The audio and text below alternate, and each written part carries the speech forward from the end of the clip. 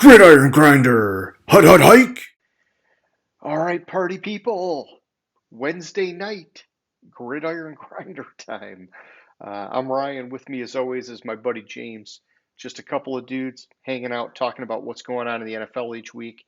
This is episode 175 of Gridiron Grinder. And for tonight, we're going to kick things off with Name That Stadium. Then we're going to cover the news from this past week, short week. After that, we're going to give you our divisional round game picks, and then we're going to close it off with our question of the week. And so, yeah, with all that being said, how's it going tonight there, James? It's going good. How's it going with you? Good, man. Good. I'm sure you're going to see me effing with this one earbud I got here. I don't know. Something about it's just like making a weird sound in my right ear, but Oh, we will find a way to push through the technical difficulties, my man. yeah, I hate when shit happens like that. Like I had one of my earbuds, like when it started to go, it was just this loud like right in Oh. my ear, and I was like, oh my God. Yeah, and I don't want to take it out because then the other one drops off. And if I Hmm. go to my keyboard or whatever, my laptop, you get like that The echo. feedback loop of the audio or whatever. And so hey, we'll persevere, we'll make it work. When you're ready, my man, do some Name That Stadium for us. All right. So this is part of the week where, as you can see, I'm traveling around different stadiums that host NFL games. Somebody fucking play. Oh, we Nobody had play. so many takers, but nobody got it right, so we just can't give anybody that special shout out. Yeah, you get that extra special shout out if you get it. If you get it right, first person gets it right. I kind of cheated this week. We'll get into that a little bit. Last week, Lions were hosting the first playoff game in what was it, 30 years, and got their first playoff win in like 32 years. But that's where I was. Um, take any guesses where I am because it might look familiar.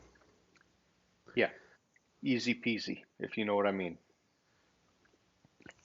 All right, well, hey, moving on. We don't need to beat that dead horse. Let's do our recap of the past week, James. And, you know, I don't have a whole lot of news.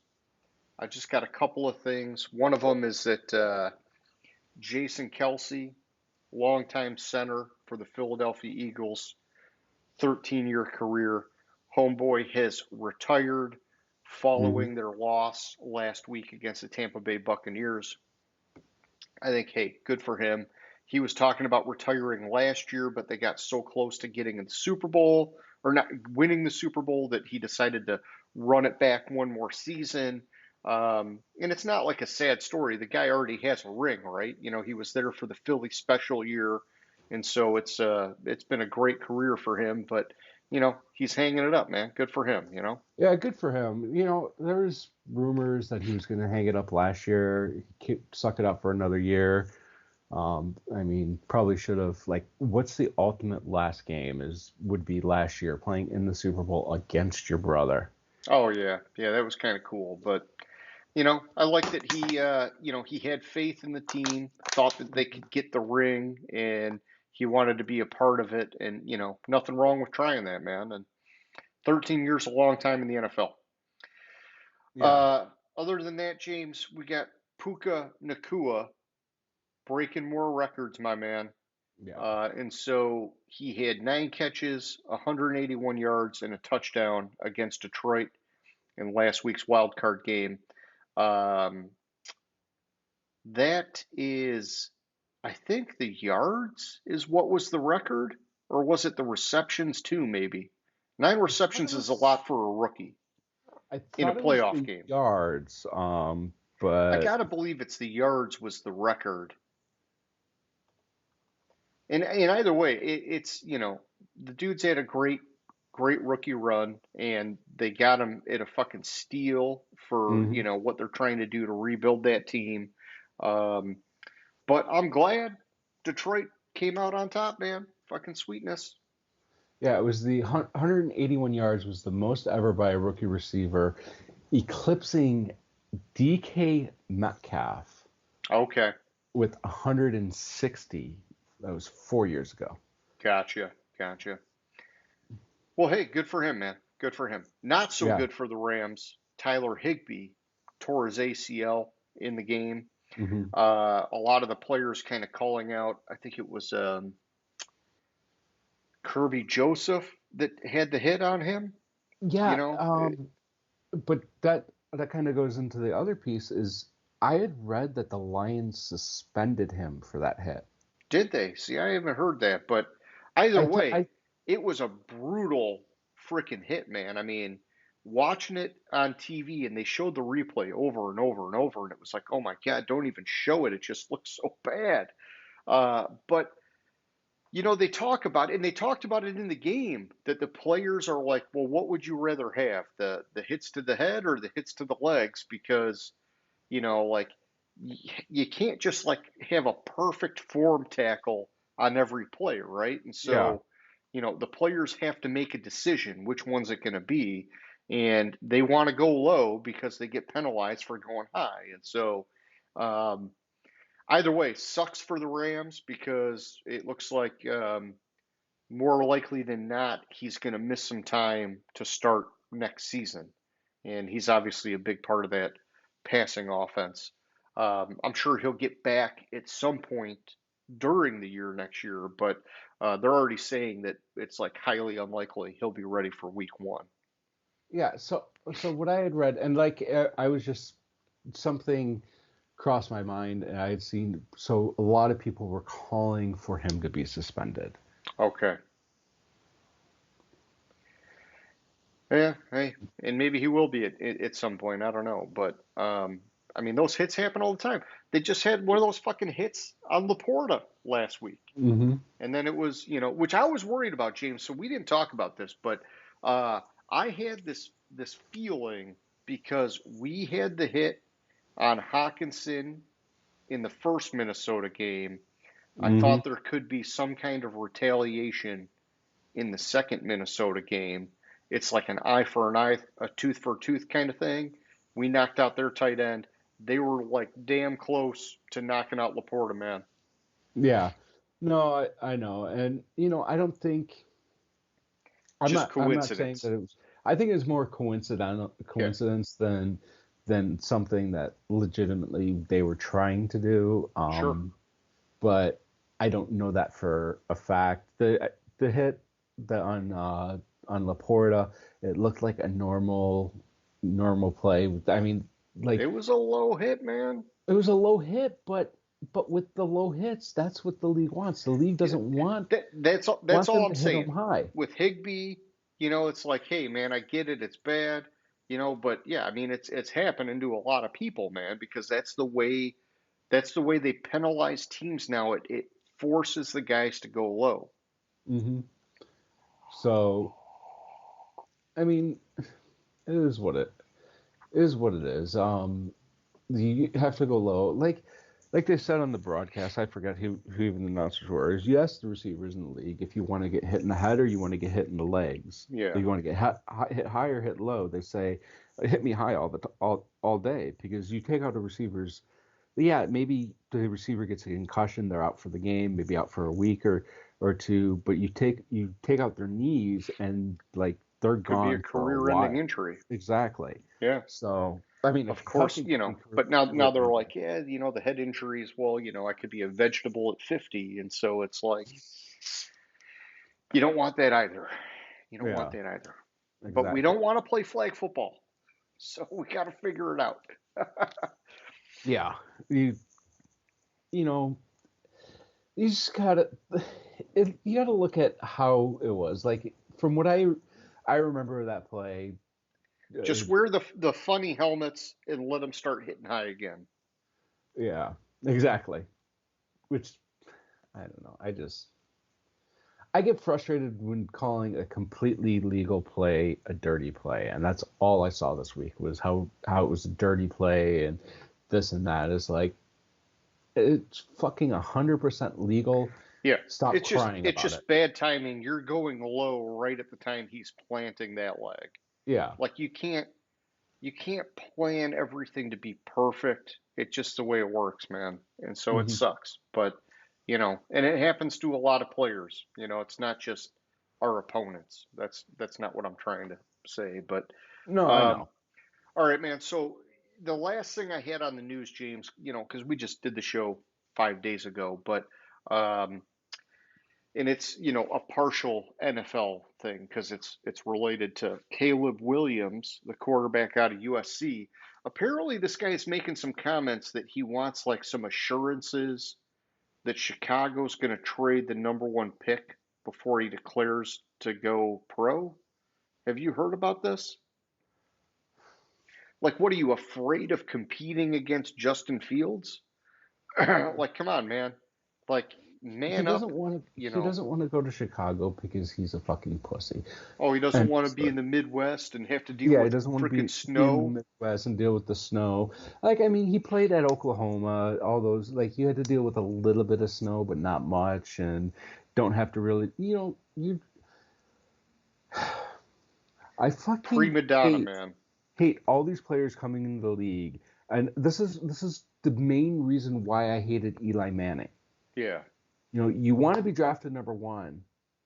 You fucking. I didn't really like Elway for it because Elway did the same shit. Elway played Yep. baseball I instead of playing in agree, the dude. NFL. I agree. It's like you want to be drafted number one, then you're stuck with the team that has the number one pick. James, to me, it's you getting drafted at all is an honor. Mm-hmm. And so, if you want to be drafted and play in the NFL, you play by their rules, man. And that's whichever team picks you, and you go and you give it your best. And when your contract's up, if they don't want you back, then you figure out where you go from there. But like, holy shit, man, these guys are not even in the league and they're fucking bitching and moaning about it. It's like, okay, well then fuck you, man. How about you just don't play in the NFL? Yeah, exactly. Go hit up the UFL Spring League. Have fun with that, Yeah, fucker. go play in the UFL. Fucking go play in Canada. Yeah. Like it's like if you're that good, it's going to be a team that's coming up generally. Like Chicago had a decent year and has the number one pick. They have the Yeah. pieces. They just need the quarterback. Like if I was Caleb Williams, I would want to be drafted by Chicago because with a subpar quarterback and subpar quarterback play, they were still right around 500, and late in the season they were in the playoff hunt. Like that's a good team. Not a good team, a decent team that you're being traded to. You're being drafted by. You're not being drafted by Carolina, who couldn't Yeah. fucking do shit this year. Yeah. I think Chicago's, the needle's starting to point upwards for them, Yeah, you know? exactly. So, and it was fucking smooth by them that they got the number one pick because of Hmm. last year's trade. And so, I don't know, man. I just don't like these quarterbacks coming out of college thinking that they can fucking dictate all this kind of stuff. And it does happen on rare occasions, like you talked about with Eli and Elway. But it's another one of those just kind of quirks of the NFL where I'm like, man, there just needs to be a way to like fucking squash that from happening. Yeah, exactly. That's it. That's all I got for the news, man. All That's right, all so I I got. had Yeah, I what do you had got? two things. Yeah. One, a little kind of a sad note. Apparently, no, he didn't die, but apparently, Jim Irsay was hospitalized. He was found at his home, cold to the touch, with a bluish tint, Ooh. and police suspected it was a drug overdose. But they're the spin from Indianapolis is he's recovering from a respiratory illness. Well, that he did have a respiratory thing. What was it, like a week or two ago? And Yeah. so, oh man, yeah, not So good. not good. The other thing was did you hear um apparently I'm trying to find because I have to give credit to the podcast he was on. Uh Derrick Henry was on Bussin' with the Boys podcast, Okay. which is hosted by Will Compton and Taylor Lewan. And apparently At the trade deadline, the Titans were, according to Henry, quote, I felt like it was close. It was close. It was close. Boys, it was close. Tennessee trading Henry to a playoff team. And because when he was asked if I believe it, dude. Their owner seems, yes, so he was asked who he was going to be traded to and if they made the playoffs. He didn't say that what the team names, but he says, yeah, I know two for sure. The other one, I don't know if that would have happened, but one of them, I felt like it was pretty close. A lot went down between, and there's part of the quote missing there in this article, that little saga with the trade. What's coming out is that the teams that were trying to trade for Derrick Henry were Philadelphia and Baltimore. Yeah, and Baltimore ended up getting Dalvin Cook. Mm-hmm. I mean, Philly, I don't know, man. Their running backs all stayed pretty healthy this year, right? Like the first time ever, fucking Swift stayed healthy for a whole Mm-hmm. season. Of course, right after we get rid of him. But then they had Gainwell and whoever else. I don't know, Boston Scott. Maybe he's still there, but I didn't hear a lot about the That just Philly sounds like guys getting that sounds hurt. like a lacrosse player, Boston Scott. I like It's Boston Scott, I but know, but but it I just think sounds like Kenneth a lacrosse Gainwell's like player's name. really, he's like the guy they want to rise up. But Mm-hmm. Swift was the starter, and we know Swift. We've seen him play for years, but I don't know if Derrick Henry. Honestly, I don't know if he would have fit in that offense that well. Like they need a more balanced running back, right? Because they do a lot of things with the quarterback moving around and throwing the ball. Derrick Henry is like the freaking pounder, dude. Derrick Henry, and same with Baltimore, man. Derrick Henry needs to be on a different team, a team Mm-hmm. that's going to run like a play action offense and just pound the rock up the gut, man. Like, I mean, if a team was going to trade for Derrick Henry, it should have been fucking Cleveland because Chubb was out. Like that's what they do. They do play action all the time. Well, at least they did after Watson was out, and that's Mm-hmm. before they brought in Watson. But um, I don't know, man. Just my opinion. No, I know. I just the part that annoys me is Baltimore. Yeah. Like I mean, I if I'm Minnesota, I'd maybe look at Henry for the offseason. If you're yeah. bringing Cousins back and you want to run that kind of offense, do it. But I don't think Kevin O'Connell wants to run the play action offense. I think he wants to air it out way more. Stefanski was the guy that was the play action guy. Obviously, he's in Cleveland, but you know what I'm talking about. Yeah, no, I know. I just Baltimore and Delvin Cook annoys the fuck out of me. Yeah, me too. So What was your other piece of news, man? no, those were the two. It Oh, that was was it. That was it. Okay. Ursay and Derrick Yeah, Henry. Derrick Henry. All right. Yeah, I got you. All right. I think that was about it. So we're light on the news this week, but it's only been 5 days and it's playoff time. So unless there's coaching things going on, usually you don't hear a lot this time of year. Poor Melvin Gordon. I missed this one. What about him? He just He got he was dropped from he Baltimore. just got dropped from Baltimore. Uh, Yeah, I mean he hadn't played, but he had a good career, mostly with the Justice Hill, Chargers. Gus, and no, that's you were Gus talking. Edwards? No, I, since I was talking about Philadelphia and Baltimore in the last part, I got confused and I saw the two names. I was like, oh, those are and no, those aren't their two backups. It's Kenneth Gainwell, Boston Scott, and they have Rashad Penny in Philadelphia too. Yes, that's right. I forgot about Rashad Penny. Yeah. Yeah. Yeah. Okay. Well, hey, James, we're moving on from the news kind of early this week, and we're going to get into our divisional round game picks. My man, All you want to take that ball and run with it? right. So both I mean, let me both ask you and you, yeah, how'd we do last week? Let me that's start with that.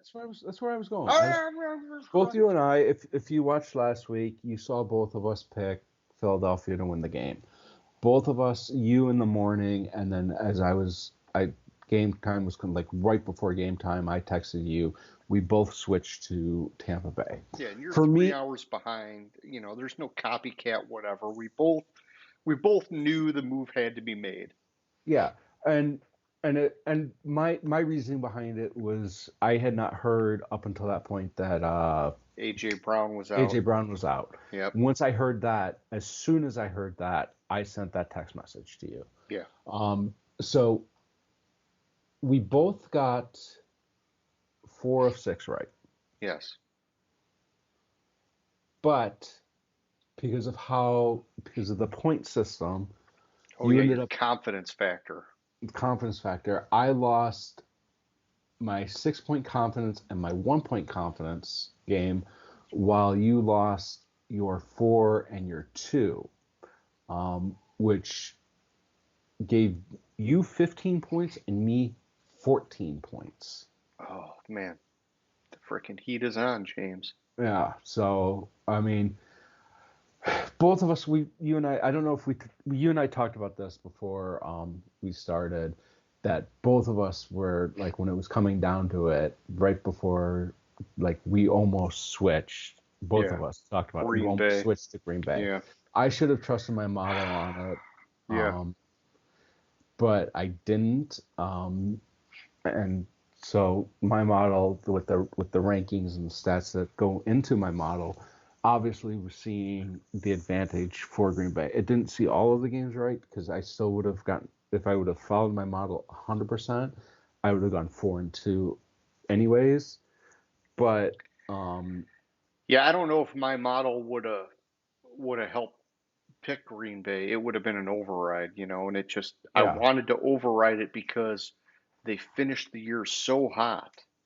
And it just I had the sense that McCarthy and Dak were just going to choke again in the playoffs, just like they've done the last couple of years. And I thought, hmm man, if it's going to happen, this is the time for it to happen. You got a team on a fucking heater going against them, but it's like when we made our picks, it's like, how do you go against Dallas when they were like the most obvious fucking best team at home this year? It just was exactly. so hard to go against them. But yeah, it is what it is, man. And we both hesitated, but it's all good. It's all good. It's just part of the game. Yeah, and part of, like, I didn't want to root for Green Bay in that game, because knowing, like, at that point in the weekend, I was thinking that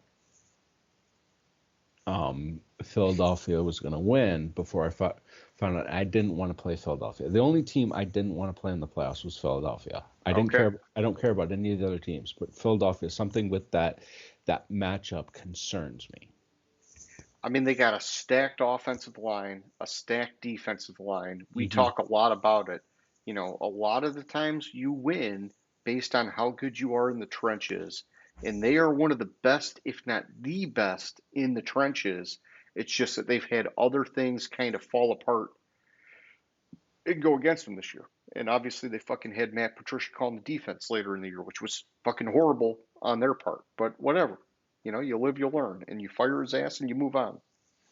Yeah, so I mean, we talked about it, and also with Philadelphia changing coordinators, but then Tampa Bay changed coordinators too, didn't they?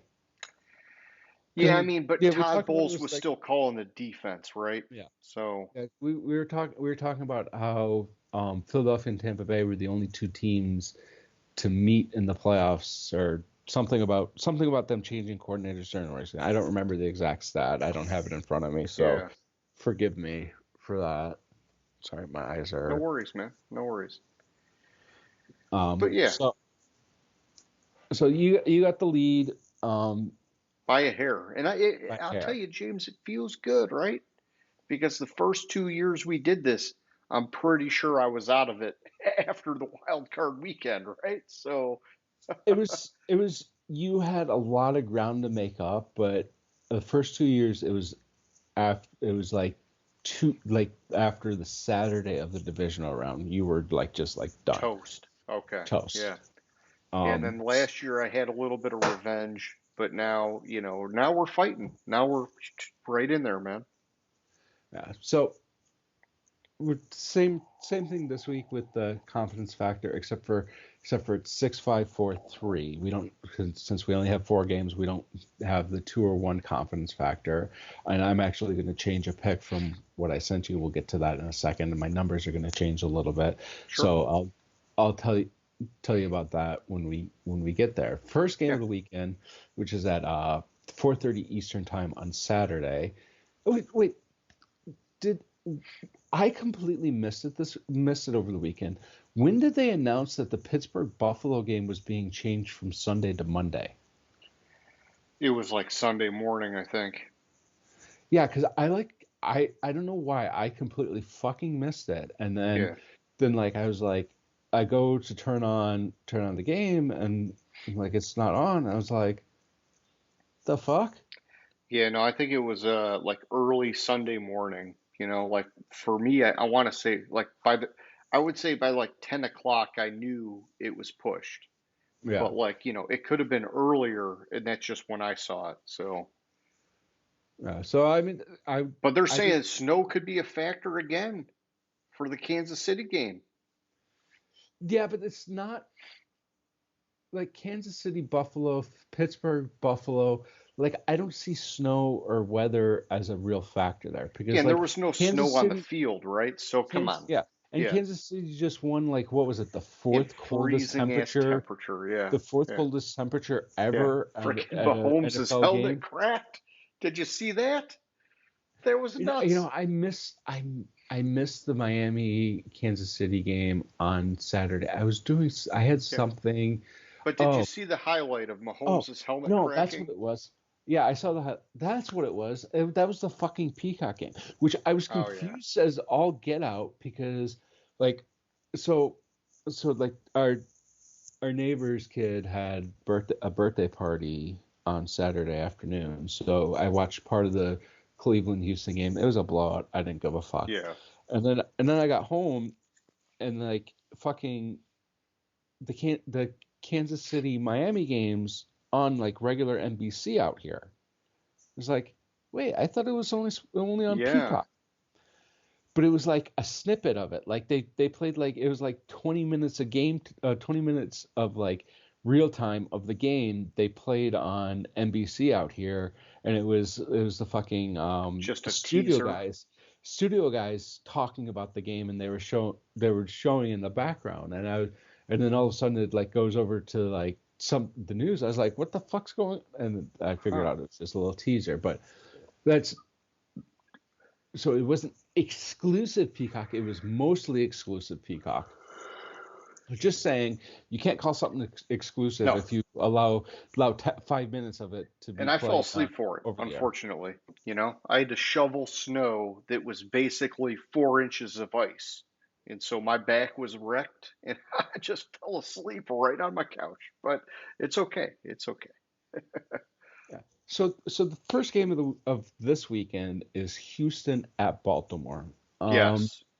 The 10-7 Texans, 13-4 Ravens. so my concern, when you look at this game, my concern is which Lamar are we going to see? In past seasons, when they made the playoffs and Lamar's played, he looked completely different in the playoffs than he did in the regular season. In fact, there's a huge drop off, and Baltimore hasn't been able to do shit.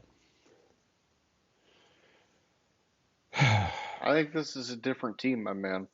I think you're right. I think it's a different team. My model has it as a 29-14 game. I'm seeing a lot of people picking it a lot closer than that, which makes more sense to me. I think Yeah. Baltimore still pulls it out. I mean, Stroud's a fucking unicorn, but I don't know if he Yeah. can get that second win in the playoffs in his rookie year, which is it's ridiculous that he got the first win, especially the team that where they were last year. I'm gonna go with Baltimore in the game, and actually, based on how my other picks are Yeah. and the other games this weekend, I'm going to go with 6-point confidence factor in this game. Okay. Yeah, 6-point confidence All factor. right. Yeah. So that one didn't change for you. Okay. No, that one didn't change.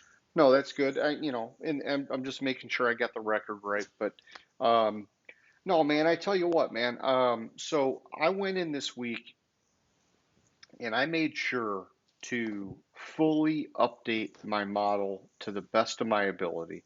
And I know I missed a few things here and there because you got injuries and things like that. And it's fucking Wednesday night. Things are going to come up between now and Saturday and Sunday that we're just not going to be able to predict or whatever. But I updated the model and I so badly wanted to find a way to take Houston in this Mm-hmm. game, but I just couldn't, right? Because my model has Baltimore winning at home by 5.2. That's the model. And 5.2 in the playoffs is just too much to override. I My don't model care. has Baltimore winning by 15. Yeah, see, you got it. You got it 15, and you can't override that, man. But 5.2 is big. And I think 5.2 was me finally finding a way to give Houston the respect they deserved because I talked all year about how they were so far down in my model. And the thing is it's you know, I personally don't like Lamar. I love John Harbaugh. I think he's a great coach. Lamar to me, I don't know, man. Something about his personality and then the way that he's disappeared in the playoffs, it's always rubbed me the wrong way, Mm-hmm. right? And I think that even as a passer, he's been phenomenal passing to his tight ends. I think he's been limited passing to the outside of the hashes. And in the NFL, you got to do a little bit more than that. And then even running the ball, it's like this. It's great he was healthy this year, but the last few years he's had injuries, and that's bothered me. But Baltimore overall has beaten some big teams, namely San Francisco at the end of the year, and then teams like Detroit they embarrassed. It's like they just. I'm seeing things out of this Baltimore team that I did not expect at the Mm-hmm. start of the year, and Exactly. and then when I look at like the heat map for my model, the defensive front seven for Baltimore is almost identical in ratings to Cleveland. All right. And this is like me taking the counter argument now, is that Stroud just tore apart Cleveland, right? And so, even though my model's got it at 5.2, I think that this game could end up being a little bit of a shootout because we've seen Houston already dismantle a phenomenal defense. Mm-hmm. But Baltimore also has the number one rushing offense. I think that's going to help them set the tempo. Yeah, it's hard to go against Baltimore, man. So I'm taking them in my model for the week. This is the second biggest spread, so I'm giving it my second biggest confidence factor. So they get a 5. All right. Second game of the weekend, Saturday night, is Green Bay Packers at the San Francisco 49ers. Let's be honest, the Packers look really good against Dallas. They look Mm-hmm. really fucking good against Dallas. Mm-hmm. And 49ers, and heck, the last 7-8 weeks, the Packers have looked really fucking good. Yeah. The key to beating the 49ers is being able to block that defensive front, which luckily for the Packers, that offensive line has been playing phenomenal lately. It's interesting you said that, but keep going. Keep going. So my model has this as probably the highest scoring game of the week. Let me do a quick math. Yeah, it has 61 points scored in this game, where the next closest is 51. Okay. And it has San Francisco winning by 3. Excuse me. based on the fact that the 49ers have looked beatable the last few weeks, they didn't play anybody in week 18. They had a bye week this past week. I think they're going to come out this week with some rust, which the Packers are going to be able to get the jump on them and get the lead. And I don't think that the 49ers will be able to overcome that if the Packers are playing like they did against Dallas. Like they did against Dallas. And so this is the change that throws off all my numbers from what I sent you. You're taking the Packers. I'm going to go with the Packers, but because of how big of an upset this would be based on just if you look at pure statistics, pure numbers, number 1 seed and number 5? No, 6. No, they were the 7 seed, man. They were the 7. Yeah, that's right, because they played Dallas, who was the 2 seed. So I'm going to give it a 3-point confidence. Okay, I got it. And we'll adjust the other ones as we go here. All right, yeah. So I got you. You got the Packers. James, I'm taking the 49ers. All right, the Packers finished the year 9-8. The 49ers finished the year 12-5. The Packers very clearly finished hotter, right? They won, now including last week, they've won 7 of their last 9. That's like about as hot as you can get. Mm-hmm. But it's almost like what you had in your model with the Baltimore-Houston game. My model has a huge spread in this game, which is not, huge, whatever. 9.6 is my spread in this game.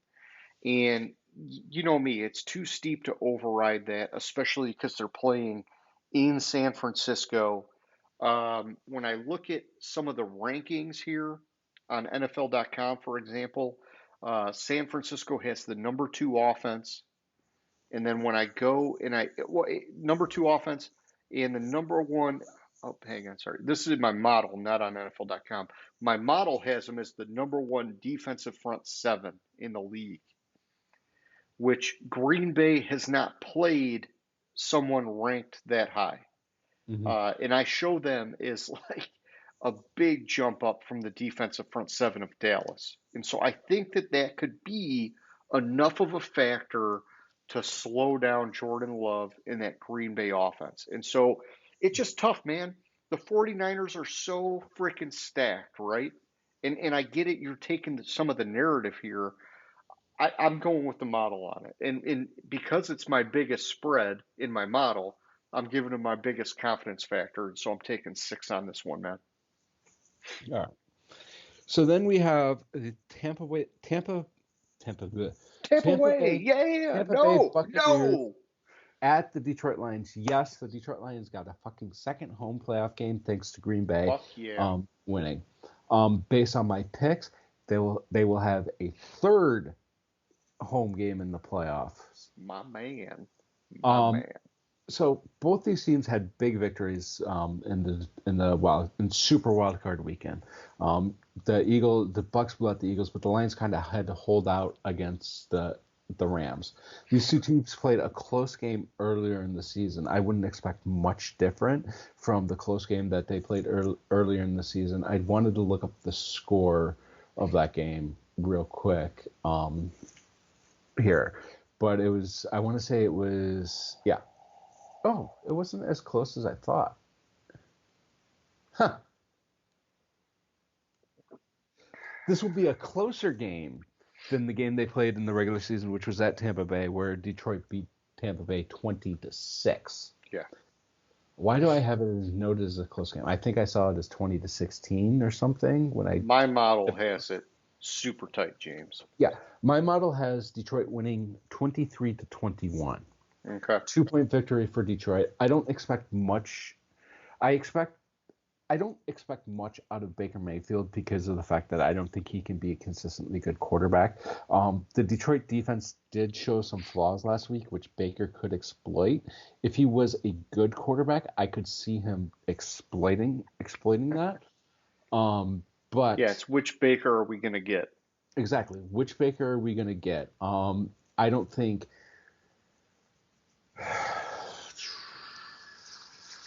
I'm going to go with Detroit, um, based on my model. This is actually the closest game in my model that I'm not overriding.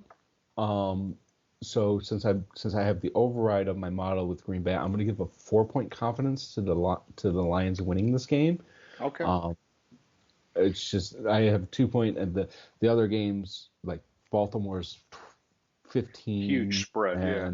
and the other one's a little bit just a little bit wider of a spread. So I'm going to go with Detroit in the game and 4 point confidence. I got you, my man. All right, yeah. So Tampa Bay, they finished the year 9-8. Another one of these 9-8 teams in here. Detroit, tied their best record, 12-5. I'm going to take the Lions in this game. I can't go against them now. I mean, I probably only went against them a couple times earlier in the year, right? And so, once that train got rolling, you and I both had to get on it. And when I look at this matchup, one of the things is that looking at NFL.com, it appears on paper, ranking wise, to be a little bit lopsided in Detroit's Mhm. favor. Tampa Bay is the 23rd ranked offense. They're the 23rd ranked defense, which seems like really shitty for a team that just won a playoff game, right? Detroit is third and 19th, respectively. Um, so, for me, I have to kind of throw that out and say, hey, stats are stats. You play in different divisions, you've got different opponents, Mhm. whatever else is going on there, right? Different coaching, different strategies. When I dig into the model, these teams are a lot more evenly matched than it looks. I've got a 1.8 spread in Detroit's favor, which is like right on line with what you were saying, right? You had it at 2 points. Yeah, 2 points. And I mean, it's the tightest of the divisional round in my model. And so I'm definitely picking Detroit. I would prefer it was a bigger spread, but because it's so tight, I'm giving it my lowest confidence factor, which is a 3. And man, fingers crossed. I want to see this train keep rolling, James. Yeah, fucking wild. Um, Then we have the final game of the weekend, which I don't like the fact that the NBC game is at 3:30 Eastern and the CBS game is at 6:30 Eastern. It feels like Sunday should finish with NBC, not CBS. Just my personal opinion. The Kansas City Chiefs at the Buffalo Bills. In fact, this is going to be Patrick Mahomes. This is crazy that this is Patrick Mahomes' first playoff start on the road in his career. Pretty wild, man. Um, and Buffalo's not that easy of a place to play in.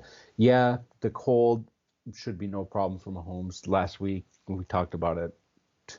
Kansas City played in like negative 80 degree weather, and still the offense showed up. Josh Allen last week against Pittsburgh, and Pittsburgh's not as, yeah, I guess Pittsburgh missing T.J. Watt is not as stout of a defense as you would assume Pittsburgh being when you make that statement. He limited his mistakes, which is what he needs to do Big to time. beat the Chiefs this week. I think Patrick Mahomes is going to struggle a little bit. It's unfamiliar territory for him. Yeah, you could say, well, he won his first Super Bowl, or not he didn't win his first Super Bowl start. But he played good in his first Super Bowl, and he played good here, and he played good there. But it's different. The difference is in Buffalo, you don't have to worry about the weather. What you have to worry about is the wind. The Yeah. wind can get blowing in Buffalo, especially coming off of Lake Erie, and that's where the concern is for Kansas City. And do we honestly think that the best wide receiver on the team being Travis Kelce can carry Kansas City. Yes, he's a phenomenal player, but can he carry Kansas City yet another week? And I don't think so. Excuse me, my model has it as a lower scoring game, 21-17, which is not common for this type of matchup. Um, I think this is actually the first time that Mahomes is playing in Buffalo too. I think all the other matchups with the Bills have been in Kansas City for some reason. So I'm gonna go with Buffalo in this game, and it just leaves my 5 point confidence margin for this game. Okay, yeah, and I made the change by, the process of deduction, so Yeah. we're good there. Um, yeah, and so James, yeah, both these teams finished 11-6 on the year, kind of underwhelming from what we've come to expect from Hmm. both these guys. I'm taking Kansas City in this one, which is actually my first and only underdog pick of the week. And it's also my first and only picking of the away team of the week, picking the road team. And it's just that I like Mahomes that much more in terms of his clutch ability, which we've seen come Hmm. through in the playoffs. And I do think because of some of the things we've seen in the playoffs, I know they've been in Kansas City, um, but I think he has the Bills' number a little bit when it matters the most, and that's going to come into play. When we look at NFL.com ranking wise, both these guys are extremely legit. Kansas City, number 9 on offense, number 2 on defense. Buffalo, number 4 on offense, number 9 on defense.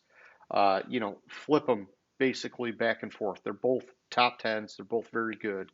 When I dig into my model, I'm coming up with a 2.8 spread in Kansas City's favor, which is actually really good considering that they're playing on the road and I build Hmm. in a home field advantage factor. And so, uh, trying to look at some of the narrative of the season, I think both these teams have an Achilles heel. As you know, James, we've talked about it a number of times. Kansas City's is obvious. The young wide receivers and their issues with drops and penalties, that could be a factor. And then for Buffalo, it's Josh Allen and whether or not he's going to turn the ball over because at times this year he's been a fucking turnover machine. And so I think whichever team plays the cleaner, more fundamental game is the one that's going to get the win. I got to go with Kansas City, man. They've proven that they can do it, and I get it. It's on the road, so it's kind of different than what they've seen in the past. But Josh Allen, dude, he's always kind of looked skittish to me when the pressure's been on him, and so I'm taking Kansas City, and this gets my number 4 confidence factor, man. All right, so that would be our picks for the week. Do you have any final thoughts on this game's weekends besides let's go fucking Lions? Yeah, no, I don't, dude. It's freakish how fast these playoff sessions go compared to the other ones, right? But yeah, no, I'm good. If you're ready, we'll go to the question of the week, man. All right, sounds good. So I'll let you take it away Sure. with question of the week. Yeah, yeah. It's not going to be any kind of like rocket science here. Just looking at, last week we talked about coach changes and how there were 8 coach firings or whatever you want to call them. And now 7 openings because the Patriots hired Gerard Mayo. I want to know, do you think we're going to see one of the playoff teams, whether it's one of the ones that's already been eliminated or one of the ones that's still in the mix, make a change at head coach? And before you answer, obviously, I'll give you, my information here. I think yes. I think we're seeing a lot of pressure on these coaches. When you look at last week, Dallas losing, I think puts a ton of pressure on Mike McCarthy, and I think he's the most obvious candidate. I gotta believe Jerry Jones's blood is freaking boiling after that loss to Green Bay. I mean, you could see it all over him in the booth, him looking around like, who the hell can he hold accountable for them not winning a freaking playoff game? Um, and I think with Dallas, with Jerry Jones, I think he's one of those guys. He's old school. He might look at a Bill Belichick or he might even want to go and look at like a freaking Jim Harbaugh, anybody else where he could be saying, the grass is greener. I'm bringing this guy in. We've got too much talent to waste it. He knows he's getting long in the tooth and he's got to strike while the iron's hot. So I think McCarthy is the most obvious candidate. Um, and honestly, I don't like McCarthy. You know that. But it is strange because I do believe that some of this is not his fault, right? When you look at how exposed their defense was, you know, both sides of the ball really choked it up in that game. Dak kind of came back in garbage time, but it didn't really matter. But the defense really let him down in that game too, right? Um, but McCarthy's the obvious pick, and I think that they are going to make a change there because Jerry Jones is not a patient man. Um, but I also think you cannot sleep on Mike Tomlin with the Steelers, and I think you need to keep a very, very close eye on Sean McDermott because if Buffalo loses to Kansas City at home, I think McDermott's out, my man. And then even with Tomlin, we just saw him say he's planning on coming back to coach next year. Okay, well, Pete Carroll just did that 2 weeks ago. He got fired like 3 days later. So I don't know, man. Tomlin has this incredible record of being plus 500, but it has been a damn long time now since he's won a playoff game. And as an owner, you got to be thinking that lack of success is wearing on the fan base. And so I think those are the three guys. I'd say McCarthy is going to be out. Tomlin could be a surprise firing. McDermott to me is a no-brainer if they lose this weekend, but obviously they got a shot to win. What do you think, man? So my thought was McCarthy. Hands down McCarthy. I'm going to read you a quote from Jerry Jones today about 2 hours ago, hour and a half Okay. ago. I believe this team is very close and capable of achieving our ultimate goals, and the best step forward for us will be with Mike McCarthy as our head coach. There is a great benefit to continuing the team's progress under Mike's leadership as our head coach. Goes on further to say, our loss Sunday is shared by everyone here, not just Coach McCarthy. Our players, our coaches, our front office, myself. There is accountability for our results. I am accountable for our results. The lens we use to view and evaluate Coach McCarthy is holistic.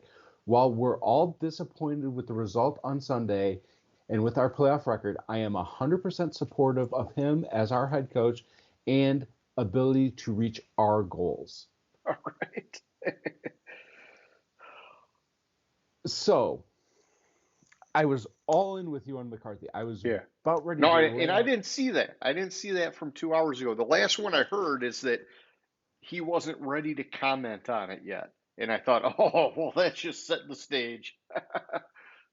Yeah, and then there's further you want to go further. There are many layers of success that have occurred this season as a result of Mike's approach to leading the team, both with individual players and with our team collectively. Mike has the highest regular season winning percentage of any head coach in Cowboys history, and we will dedicate ourselves in partnership with him to translating that into reaching our postseason goals. Certainly, Mike's career has demonstrated postseason success at a high level, and we have great confidence that can continue.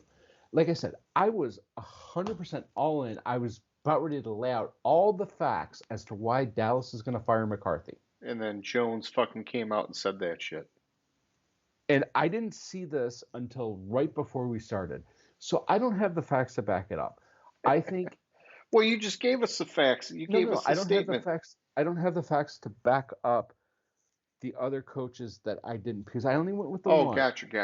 I would, Okay.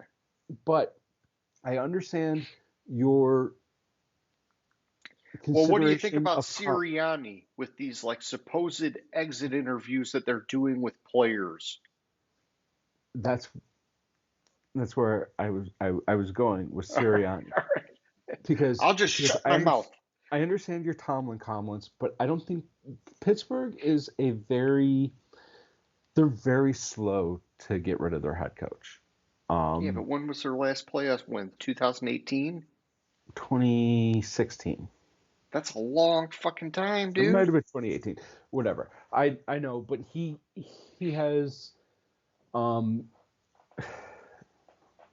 this team shouldn't have made the playoffs this year, and somehow he got the team to make the playoffs. If Pittsburgh didn't make the playoffs, I could see them getting rid of Tomlin, letting No, that's a Tomlin. good point. They did overperform based They on their overperformed. They shitty had they offense had ability. they Yeah. had fucking Mason Rudolph The playing the hero. He was the last hero. two games of the Yeah. regular season to propel them into the playoffs. Like, I mean, it's not Tomlin. I see the Sean McDermott comments up in Buffalo. But you're He picking always Buffalo, so chokes. then it He would be always probably a no. I think there's a chance that McDermott could be fired from Buffalo if they don't win the Super Bowl. Okay. Like, I think that's the bar. Anything less than that, Yeah, they're there's a losing there's a chance patience. Yeah. they're losing patience with him. Especially since though, like a couple years ago, like the last two playoffs, the losses could. I'm not putting it on him because the players have to perform, but questionable coaching decisions led to the possibility that they lost. 13 seconds comes to mind. Yeah, Um, yeah. I think the biggest potential of being fired, especially with all these exit interviews, um, and I hadn't seen the stuff about the exit interviews until right before we started, is Sirianni. I think when I'm reading and when I started searching real quick right before we started was I'm seeing a lot of Sirianni has to present the path forward for Philadelphia to Laurie this week, Yeah. and that's what's going to make or break whether or not he keeps his job, which is fucking ridiculous. The guy last year, we talked about it. The guy last year took them to the Super Bowl. This year they had injuries at key offensive players going into the playoffs, but where the argument on the other side is they kind of tailed off at the end of the year, Yeah. but look at what happened to the Rams 2 fucking years ago after winning the Super Bowl. They Oh, fucking they won were the two worst games or follow-up three team. games. Yeah. Yeah. Like it's hard to play a 17 game schedule and then play Philadelphia was the one seed, play 3 playoff games. So you're playing 20 games that season, finishing in the middle of February, coming back for training camp in July, and like your body just doesn't have time to recover. And I'm surprised that Philadelphia did. They didn't have that Super Bowl hangover that most teams have. Yeah. Philly's a brutal fan base, man, and it looks like their ownership is all over. If you're not winning, you're out. And to me, it's Sirianni has been great for them. I would give it another year and see what's going on. I'd be supporting him, not putting him on the hot seat. So what I saw, and I'm trying to glance for it, is blah blah blah.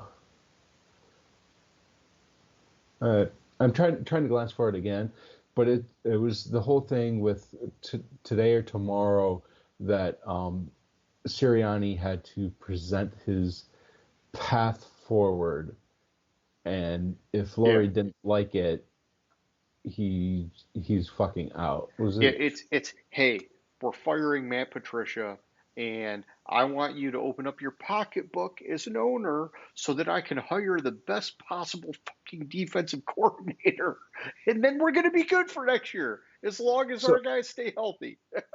so he completed his exit interviews. Um, he's expected to meet with owner Laurie today, and he's expected to present his plan for the future to Laurie during the meeting, which should include staff changes, blah blah blah. Yeah, If Sirianni is open to such changes, he will likely stay. But if Laurie doesn't approve of his plan, he will likely go. which is probably why that they're asking players in exit interviews because they're trying to get like shit like these players so to get the backup like oh I don't want to play for him this and that Yeah. but it's just like come on They're trying to dude set him up to just be like, hey, we got enough ammo to get you out of here. dude fucking took you to the Super Bowl last year. They didn't fire Peterson. Let's take a look. When did the Eagles win the Super Bowl? That was 2020, Oh, 2019. the fucking Philly special. See, I'm just trying to pull up the NFL.com rankings right now because, man, I just want to see where Philly finished the year in some of these stats. I know the defense fell off the cliff at the end of 20, the year. 2017 was when Philadelphia won the Super Bowl. Here we go. Let's go team stats. So they were 13-3 that year. The following season they were 9-7 and didn't go anywhere in the playoffs. And obviously, who was their coach in 2019? Yeah, Philly was kind of middling on passing this year. They were head coach. Oh, wait, they kept the same fucking head coach after a 9-7 season after winning the Super Bowl, which then they went 4-11 and yeah. won, and that was still with Peterson as their coach, and I believe that was the following year. The following year, they fired Peterson and got Sirianni, who it's like, come on, like fucking take a chill. breathe. Take Take a chill. Chill out a little bit. You got a playoff team. Shit happens. Give them another year. Yeah, you had a little bit of a slump at the end of the season, but you also had one of the hardest Yeah, you mentioned that, man. stretches. They played a 7 powerhouse fucking schedule, man. So from October 22nd, they played Miami. Well, then they played Washington. Then they played Dallas. Then they played at Kansas City. Then they played Buffalo. Then they played San Francisco. Then they played Dallas. Then they played Seattle. And what was their record in that stretch? In that stretch, they were 1, 2, including starting with Miami, 4-3. Yeah, I mean, they lost to San Francisco.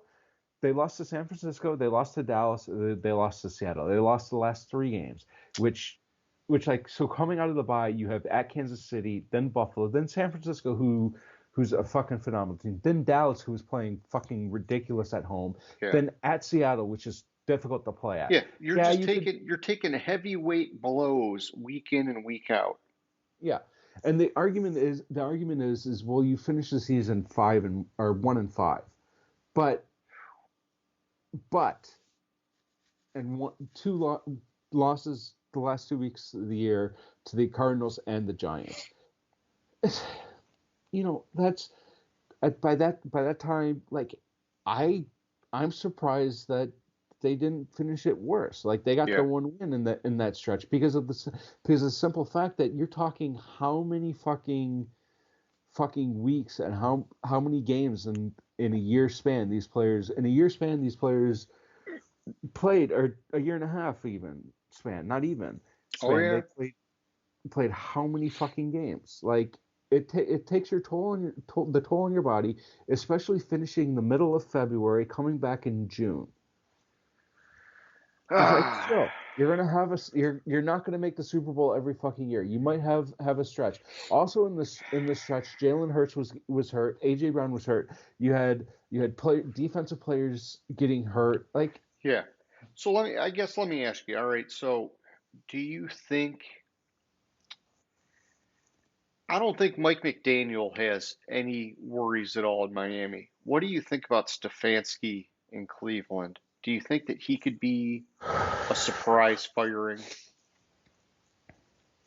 And obviously Sean McVay with the Rams, nobody's fucking messing with him. But it seems like nobody's talking at all about Stefanski.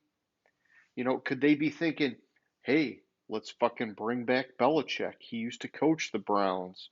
Or hey, But let's here's go the thing, after Jim Belichick. Harbaugh. That's an interesting thing with Belichick possibly going back. I don't think Harbaugh would go there because he wouldn't want to go against his brother 2 games a year. But Belichick going back there because the reason Belichick left there is because he didn't like it wasn't leaving there because of his record. He kind of just said, you know what, fuck it, I'm out because the ownership was trying to tank to force the move to Baltimore, and so Belichick didn't. That's unfinished business for Belichick there in Okay. Cleveland. Okay. Because if you remember, the year before his last season there, they were 11-5.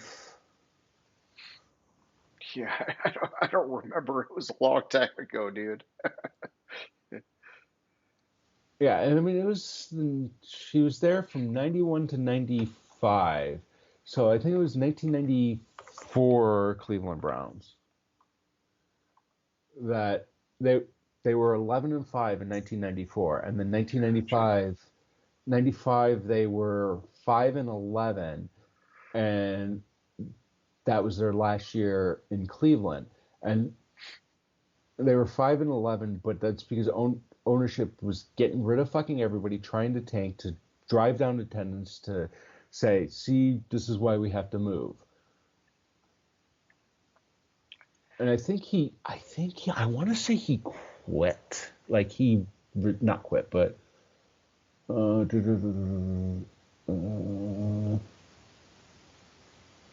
Peace out, bitches. I'm yeah, Bill Belichick. I want to say he like stepped down in the middle of the season. Yeah, I don't even remember. And then he was what, traded from the Jets to the Patriots? Is that how it worked?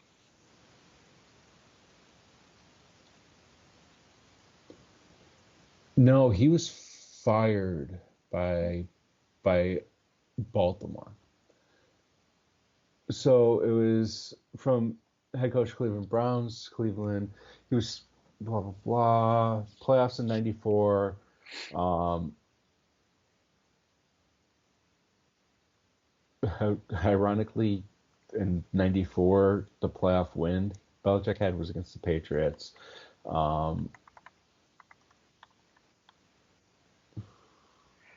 So yeah, but he was yeah, so he yeah, was that was traded from the Jets to the Patriots. So he went no. he after that went to the Jets.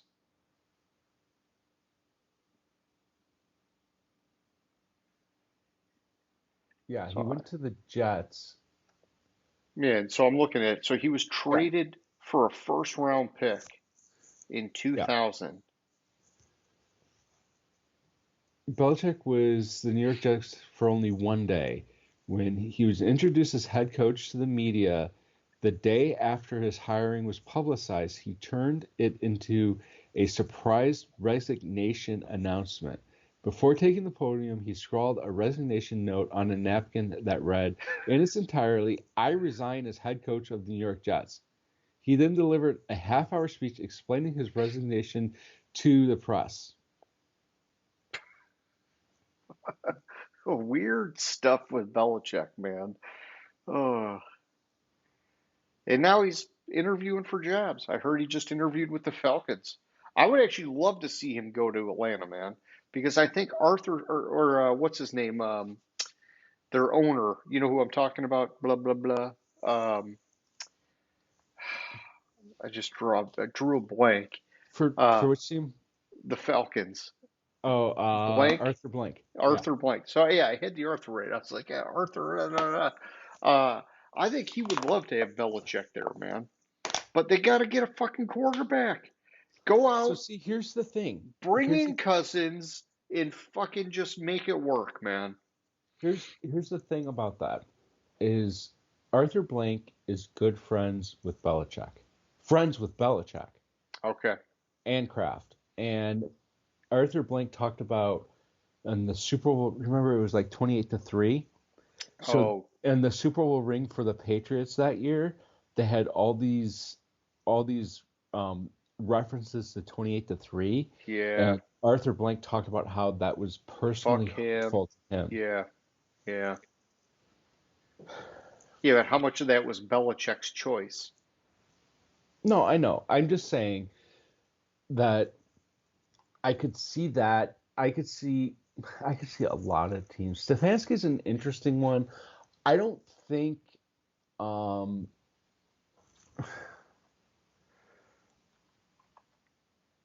what's his first name? Kyle? Kevin. Kevin, thank you. I was like, I know it's a K. I could see a team firing their coach to bring in For Belichick. Belichick. Yeah, I could too. So I think though Stefanski's done a good enough job. Oh yeah, especially this year with all the shit they went through, Chubb getting hurt, Watson getting hurt. I like Stefanski a lot as a coach. I really do. But I mean, you know me, I think they fucked up by hitching their wagon to Deshaun Watson. I think that's going to drag them down. Yeah, so Stefanski is, let's see, 22, 37, and 37 and 30 as head coach of the Browns Yeah, and in he three inherited a seasons. shitbag team, Hmm. right? Yeah, Cleveland was bad for a long time, man. so prior to Stefanski, I'm gonna Yeah, Hugh prior to Jackson. prior okay, 2020 he took over as Cleveland Browns head coach. He went 11-5. He took over for basically a team that went 6-10 the previous year. Prior to that, their last winning season was 1 year under Romeo Crennel, where they went 10-6. What, with Brady Quinn Uh, in like fucking 2007 or some shit? yes, exactly, 2007. And their quarterback was Derek Anderson. Oh, I remember Derek Anderson. Brady Quinn was there, but Yeah. and then prior to that, it was Yeah, under Derek Anderson. Davis in 2002, and then prior to that was Belichick. Okay. Yeah, I think Derek Anderson had a great year with Braylon Edwards Mhm. one season. So in the 4 years that Stefanski has been head coach of the Browns, they have almost as many winning They have as many winning seasons that they had the previous 20 years. Yeah, they should not be fucking with that spot. Yeah. And when you said Hugh Jackson, I think you were confusing Cleveland and Cincinnati because Hugh Jackson was coach for Cincinnati. No, Hugh Jackson coached Cleveland, and then they brought in what's his face as the GM after Oh, like fuck. whatever the 0 and There he is. 16 season, and then he got There he is. fired. I just went right by him. He did coach Cincinnati though, Yeah, but it he had was, an 0 and 16 year, dude. yeah, you're right. You're right. I was remembering him as The as like, Cincinnati offensive coordinator. yeah, Cincinnati offensive Yeah. coordinator. I'm sorry. Special assistant head coach. Yeah, I never liked him, dude. I never liked him. Yeah. Yeah, I think he was like what, an interim coach with the Raiders at one point too. It doesn't matter. He And I mean, was hey, he had a he shitbag was. team, but still, I never liked him as a head coach. In 2011, he was interim head coach for the Raiders. Yeah, I never liked him. I saw him I never on really liked Hard him either, Knocks, and I so was like, nope, this guy's not. He's not doing it. yeah. So they'd be stupid to fire him, and why mess up a good thing chasing the greatest that probably the greatest coach ever to coach the sport and Yeah, chasing him, but you don't know if he still has it. yeah. and you won't find out until you have him in the building. No, and you're forcing him to take on Deshaun Watson. I wouldn't do that. Yeah, exactly. Well, all right. I think we hit the question of the week there pretty good tonight. Um, what do you got? Closing thoughts, James? You want to go on any tangents? We got plenty of time. I just, wow, I just saw a name that I hadn't seen as a football player in a while. TJ Hushmanzada. Whatever happened to him? Who's your mama?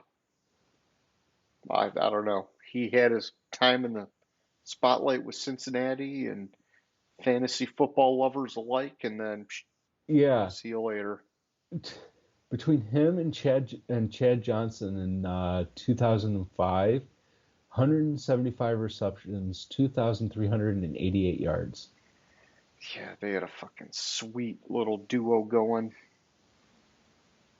Who's your And then Mazzilli? the following year, they had even more. It became the first. Him and Chad Johnson became the first pair of Bengals receivers to eclipse 1,000 yards in a single season.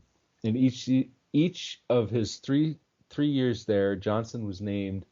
In each of Hugh Jackson's 3 years with Cincinnati, Johnson was named to the Pro Bowl. Yeah, I think that was Carson Palmer era. Yeah, it was. Um,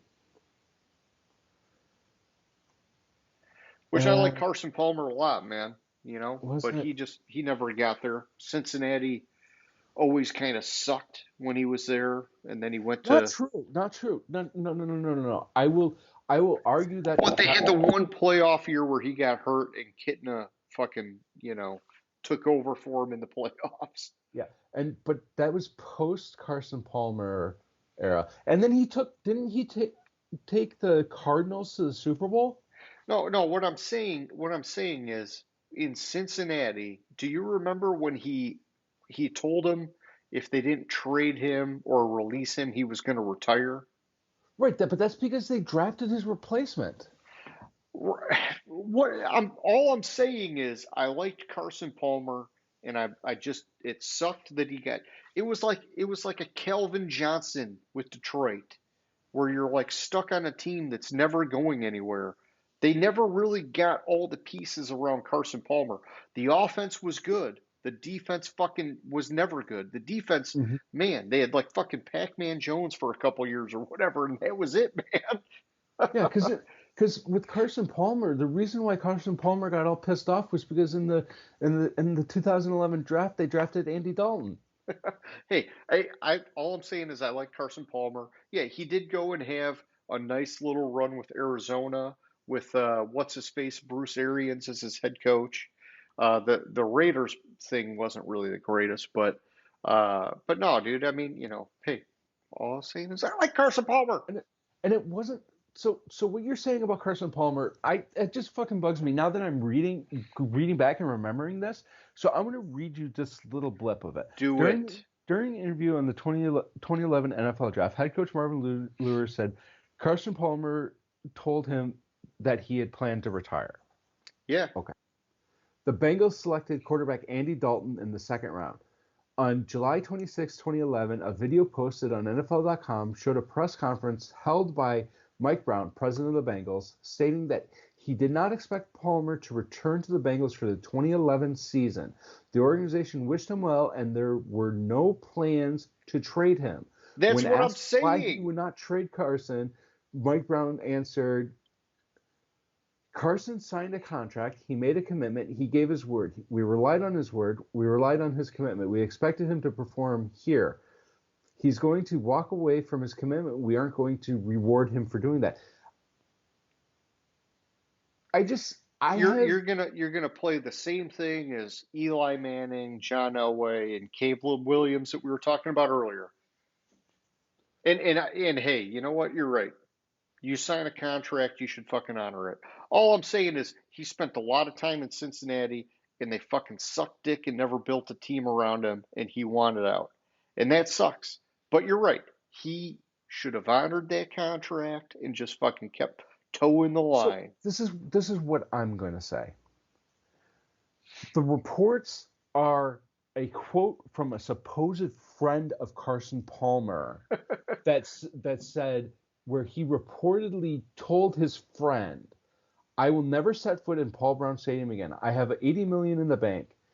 I don't have to play football for money. I'll play it for the love of the game, but that would have to be elsewhere." Yeah, he was doing that to try to force the trade. And they refused to trade him. But then they did. Well, that's all I'm saying. But that's why they drafted Dalton and they made that statement that you quoted. I just